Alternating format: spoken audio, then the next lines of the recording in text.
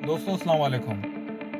मैं हूँ सिंधु मुसाफिर और मैं सफ़र की कहानियाँ लिखता हूँ। मैं पूरे पाकिस्तान के खूबसूरत, हसीन और अजायब मकामात को एक्सप्लोर करता हूँ और आपकी गाइड के लिए वीडियोस भी बनाता हूँ ताकि आप भी इन मकामात को आसानी एक्सप्लोर कर सकें। वैसे ही हमारा आज का सफ़र the great wall of Sindh Ranikot fort है। तो चलिए स्पीड मीटर करते हैं 00 और सफ़र का आगाज़ करते हैं। सुबह 9 बजे हैदराबाद से सफर की शुरुआत जामशोरों से गुजरते और यादें ताज़ा करते करते हम दादू 7 हाईवे पर पहुंचे।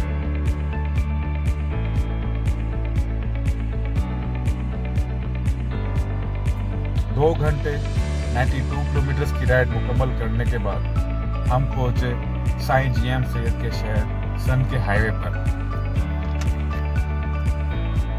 जहां पर दिखने को मिला रनीकोट नाम से एक खूबसूरत मार्ट और रेस्टोरेंट।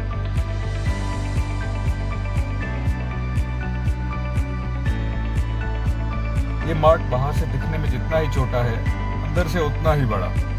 हर वो अशिया मिल जाती है जो कि ट्रेवलर के गुजारे के लिए जरूरी होती है। कारीगर ने जितनी महारत से बांस की लकड़ी से इस रेस्टोरेंट की बुनियाद रखी है, उतना ही यहाँ के ओनर ने सफाई सुथराई, क्वालिटी, टेस्ट का भी मयार बरकरार रखा हुआ है। Air coolers, neat and clean furniture और फैमिली हॉल भी दस्तयाब है। खाना तो इंतहाई मुनासिब। बैठने के बाद सुनने को कुछ मीठे बोल भी मिलते हैं। वो हैं ये पंछी, जो यहाँ आने वाले हर टूरिस्ट को ये टूर यादगार बनाने में अपना किरदार अदा करते हैं। ये नींद आपने सुनी तो जरूर होगी, लेकिन मैं आज आपको दिखा रहा था। दरअसल ये नाइट शिफ्ट का शेफ है। एक और भी मखलूक देखी जो कि अपना मयार गिराने में कभी कोई कसर नहीं छोड़ती। रनीकोट का सफर यहाँ से 30 किलोमीटर आगे है, जो कि इस लिंक रोड के थ्रू तय पाया जा सकता है। यह रोड सुनसान जरूर है, लेकिन यहाँ पर कोई डाकू राज नहीं। 30 किलोमीटर के इस सफर में आपको कोई मैकेनिक या टायर शॉप नहीं मिलेगा।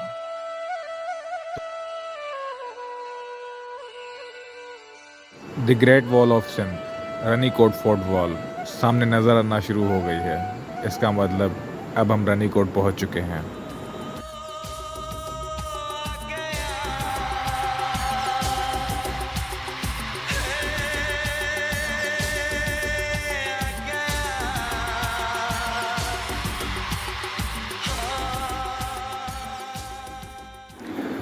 रनीकोट किले का मेन एंट्रेंस ये पहला गेट है, जिसका नाम है सन गेट। तो चलिए एक्सप्लोर करते हैं।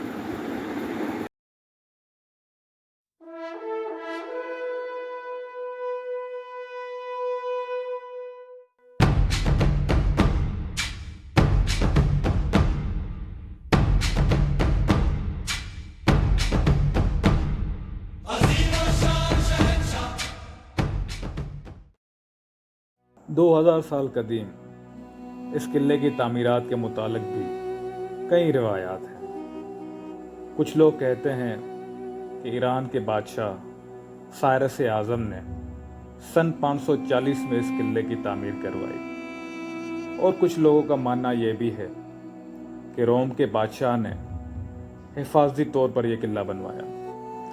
लेकिन हकीकत कहानी क्या है, किसने तामीर करवाया, कब तामीर करवाया और क्यों तामीर करवाया, ये कहानी किसी को कुछ नहीं मालूम। 1752 टालपुर दौरे हुकूमत में यह किला मीरपुर खास के टालपुर मीर करम अली खान टालपुर के ज़ेर निगरान रहा, जिन्होंने इस किले की मरम्मत करवाई और खुद भी रिहायश पजीर हुए। 32 किलोमीटर पर मुश्तमिल इस किले में थोड़े थोड़े मुफासले पर 3 किले कायम हैं: मिरीकोट, शेरगढ़, मोहन गेट। और इस वक्त हम मौजूद हैं सन गेट पर, जो कि इस किले की मेन एंट्रेंस है। रनीकोट किले की दीवार एक मजबूत किस्म के पत्थर से तामीर की गई है, जिसकी चौड़ाई 2 से 4 फुट और कुल लंबाई 32 किलोमीटर है। सन गेट के ऊपर दोनों तरफ तहफ़्फ़ुज़ की खातिर मोर्चे बनाए हुए हैं जहां से दुश्मन पर वार किया जा सकता है। दीवार में ये सुराख शायद तीरंदाजी के लिए रखे गए हों। इस किले को दफा का किला या मिलिट्री कैंटोनमेंट भी तस्वुर किया जाता है। लेकिन एक बात समझ से बाहर है, इक्ती आर्कोलॉजिस्ट टीम के 3 साल रिसर्च के बाद भी यहाँ से कोई लोहा या जंगी मवाद न मिल सका। इस रूम की भी बड़ी कहानियां हैं। कोई कहते हैं कि ये गार्ड रूम है, कुछ कहते हैं कि ये बारूद खाना, और कुछ का मानना ये भी है कि ये महात्मा गौतम बुद्ध की इबादतगाह है। जो भी है खैर, पर यहाँ से बाहर निकलने का मज़ा ही कुछ और है। खैर, हमारा सफ़र अभी और आगे है, तो चलो चलते हैं अब मिरीकोट, जो कि यहाँ से 6 किलोमीटर मज़ीद आगे है। तो चलिए हमारे साथ। पहाड़ों से जिसका दिल लग जाए, फिर कांच के महलात में उसको कहाँ सुकून मिलता है। सन गेट को क्रॉस करना हमारे लिए एक इम्तिहान की घड़ी थी, क्योंकि यहाँ पर बरसाती पानी बहुत ज़्यादा जमा था। वैसे आम दिनों में आप कल्टस एल्टो जैसी गाड़ी में भी बआसानी मिरीकोट तक पहुँच सकते हैं। मैं समझता हूँ चीन के लोगों के लिए रानीकोट किसी जन्नत से कम नहीं, क्योंकि यहाँ पर गधों की तादाद हद से ज़्यादा है।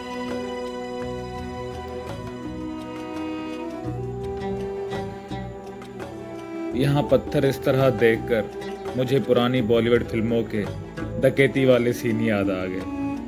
ना कोई साइन बोर्ड, ना ही कोई बंदा।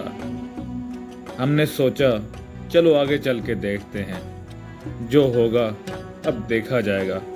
वैसे भी हमें कौन सी कयामत की सफ़े लपेटनी है। दोस्तों ने भी मेरे फैसले की हामी भरी और हम निकल पड़े। आगे जाकर देखा तो रास्ता ही नहीं था। फिर वापस मुड़े तो एक मोटरसाइकिल वाला आते देखा। उसको रोका और मिरीकोट का रास्ता मालूम किया। उसने बताया कि मिरीकोट यहाँ से आधा किलोमीटर आगे है। इस पुल की तामीर नामुकम्मल होने की वजह से आपको इस रूट से जाना पड़ेगा और आप 15 मिनट में मिरीकोट तक पहुँच जाएंगे। उस मोटरसाइकिल वाले बंदे की तसल्ली के बाद ये रूट लेकर निकल पड़े। एक और इम्तिहान की घड़ी सामने आ गई, जहां पर हमारी CD100 फंसने के बाद बंद हो गई। फिर कारीगरी दिखाना तो मेरा पैशन है, और अल्हम्दुलिल्लाह बाइक स्टार्ट कर ही दी।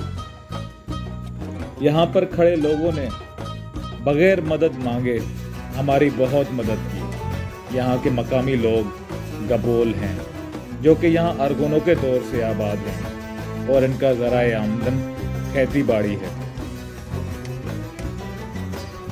आखिरकार मिरीकोट तक पहुँच ही गए। हैदराबाद से यहाँ तक का कंप्लीट सफ़र 127 किलोमीटर रहा, और सन हाईवे से 30 किलोमीटर। मिरीकोट विजिट करने से पहले यहाँ के गेस्ट हाउसेस की तफसीलात आपसे ज़रूर शेयर करना चाहूँगा।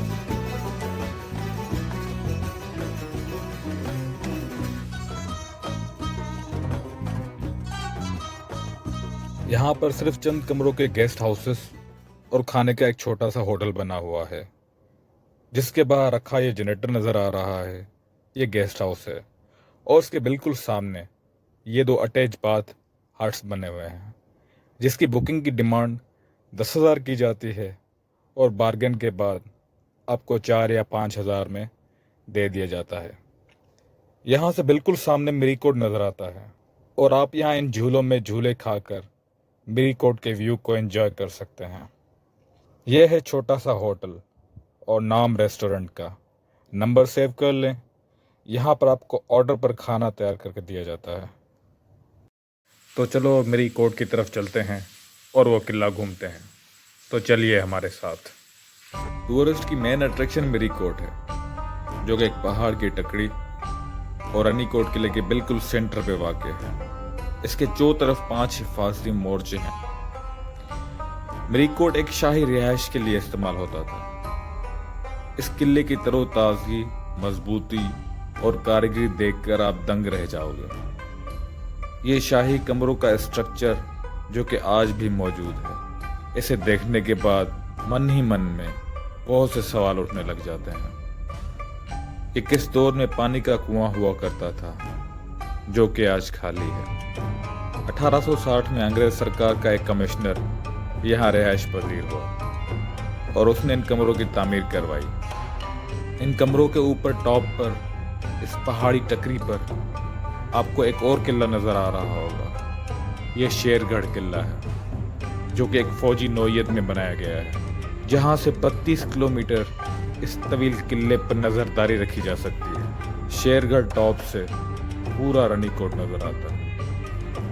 शेरगढ़ किला समंदर की सतह से 1480 फुट और मिरीकोट से 1800 फुट ऊपर है, जहां पर आप सिर्फ एक हाइकिंग ट्रैक के थ्रू पहुंच सकते हैं। ये 3 घंटे का हाइकिंग ट्रैक इंतहाई मुश्किल और ख़तरनाक है।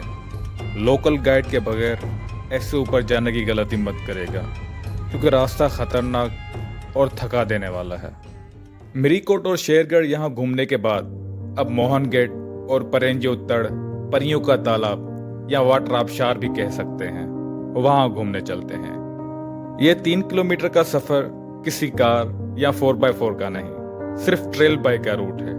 पर हम 150 सीसी मोटरसाइकिल्स का इम्तिहान लेने वहाँ चले गए। लोग यहाँ अक्सर पैदल आते हैं लोकल गाइड के साथ। इस पहाड़ी रास्ते में सहरा और चढ़ाइयाँ बहुत ज़्यादा हैं।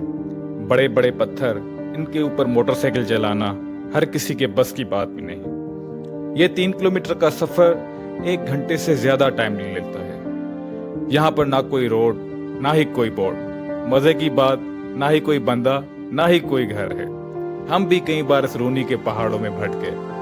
रूनी से याद आया, रनीकोट का नाम भी यहाँ की एक नहर रूनी की वजह से पड़ा, जो कि मैं आपको आगे चलकर मोहन गेट पर दिखाता हूँ। यहाँ पर आपकी मोटरसाइकिल अगर बंद हो जाए तो आपका क्या ख्याल है? कमेंट बॉक्स में कमेंट करके ज़रूर बताइएगा। और हाँ, चैनल भी सब्सक्राइब करिएगा। मेरे पास अब होंडा CB 150 है, लेकिन मजबूती और ऑफ रोड में सुजुकी GS 150 को मैं मानता हूँ। मोहन गेट पहुँच चुके हैं, आइए तो एक्सप्लोर करते हैं। बिल्कुल सन गेट की तरह मोहन गेट पर भी 4 हिफाजती मोर्चे बनाए हुए हैं। यहाँ बैठने के लिए न कोई जगह है, ना ही कोई शेड या छांव वाला पेड़। तपती धूप में यहाँ खड़ा होना बहुत तकलीफदेह है। मेरे ख्याल में रनीकोट टूर का सबसे बेस्ट सीजन नवंबर या दिसंबर रहेगा। रूनी नहर, जिसका मैं आपसे जिक्र कर रहा था, वो यहाँ सन गेट से गुजरते आगे जाती है। इसमें पूरा साल पानी आता है। यहाँ के मकामी लोग खेती बाड़ी भी इस नहर के पानी पर करते हैं। इस नहर का पानी बिल्कुल साफ, शफाफ और ब्लू शेड वाला है, जो कि दूर से दिखने में बहुत ही हसीन लगता है। सारा रनीकोट घूमने के बाद अब सिर्फ एक ही पॉइंट रहता है, परेंजी उत्तड़ वाटरफॉल, जो कि यहाँ से 15 मिनट की दूरी पर है। पर रास्ता इंतहाई खराब है। रास्तों की कौन परवाह करता है? हमें तो मंजिल की तलाश है। तो चलिए सिंधु मुसाफिर के साथ। ये रास्ता कुछ वादी नीलम की याद दिलाता है। ऐसा लगता है जैसे मैं केल से तौबट का सफर कर रहा हूँ। वहाँ पर रास्ते के साथ नीलम नहर चलती है और इसके साथ रूनी नहर चल रही है। बस ये अब हमारा आखिरी इम्तिहान है। उसके बाद हम पहुँच जाएंगे परेंजी उत्तड़ वाटरफॉल पर।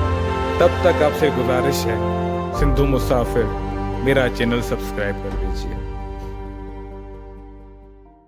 आज के इस दजाली दौर में परियां तो इस आबशार पर नहीं आती, लेकिन शाम के वक्त हिरन यहाँ से पानी पीने ज़रूर आते हैं। इस पानी में खूबसूरत मछलियाँ आने वाले टूरिस्ट का दिल बहलाने में अपना अहम किरदार अदा करती हैं। पर अफसोस हम अपने साथ कुछ लाए नहीं जो इनको खिला सकते। ऐसे हसीन नज़ारे अगर किसी और मुल्क में होते तो बड़ी बड़ी होटलों की इमारतें और हाईवे जैसे रोड बन जाते। पर अफसोस यहाँ पर तो कोई पंचर लगाने वाला भी नहीं है। जिंदगी सिर्फ महलात और प्रॉपर्टी बनाने में ही मत गुजार दीजिए, वरना कल रनीकोट के बादशाह की तरह आपकी रूह भी कल कहीं तड़प रही होगी। कि काश लोगों को ये बात पता लग जाए कि ये महल मैंने बनवाया, ये बंगला, ये किला मैंने बनवाया। क्योंकि तारीख उनको याद रखती है जिसके किरदार नेक होते हैं। वो हमेशा सच्चल कलंदर और बुल्ले की तरह याद रह जाते हैं। सिंधु मुसाफिर को दाद देनी है तो चैनल को सब्सक्राइब करें, बेल आइकन ज़रूर दबाएं। मैंने इस वीडियो को मुकम्मल करने में बहुत रिसर्च और मेहनत की है।